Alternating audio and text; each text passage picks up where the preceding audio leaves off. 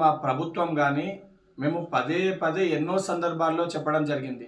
గత 10 ఏళ్లుగా తెలంగాణ ప్రజల రక్తాన్ని ఒక దయ్యాల లెక్క పీల్చి 1,00,000 కోట్లు దోచుకున్న బంగారు కుటుంబం ఈ కల్వకుంట్ల కుటుంబం అని చెప్పినాము. ఇది కల్వకుంట్ల కుటుంబం కాదు, కల్లాల కుటుంబం అని కూడా చాలా స్పష్టంగా చెప్పడం జరిగింది. నిన్న కవిత గారు ప్రెస్ మీట్లో మాట్లాడుతూ చాలా స్పష్టంగా కొంతమంది దయ్యాలు ఉన్నారు అని చెప్పి తను కూడా అదే మాటని అంగీకరించడం జరిగింది. ఈరోజు పంచాయతీ కేవలం వాళ్ళ కుటుంబం మధ్యలో ఉంటే మాకు దాంతో ఎటువంటి సంబంధం లేదు. కానీ ఆ దోచుకున్న 1,00,000 కోట్ల పంపకాలతోటి వచ్చిన పంచాయతీ కాబట్టి ఇది ఆ 1,00,000 కోట్లు దోచుకున్న మరి దయ్యాలు ఎవరు?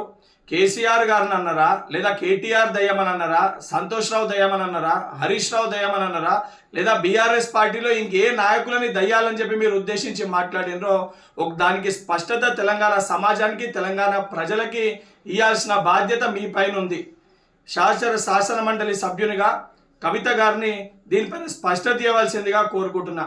మీకు ప్రేమలు ఉన్నాయా, ద్వేషాలు ఉన్నాయా, మీ అన్న చెల్లెల మధ్యలో ఏ పంచాయతీలు ఉన్నాయో మాకు సంబంధం లేదు. కానీ 1,00,000 కోట్లు దోచుకొని ఆ పంపకాల్లో వచ్చిన పంచాయతీ కాబట్టి మేము పదే పదే వీళ్ళు దయ్యాలు లెక్క గత 10 ఏళ్ల మీ పరిపాలనలో ప్రజల రక్తాన్ని పీల్చుకొని తిన్నారని చెప్పి మేము కూడా చెప్పినాము.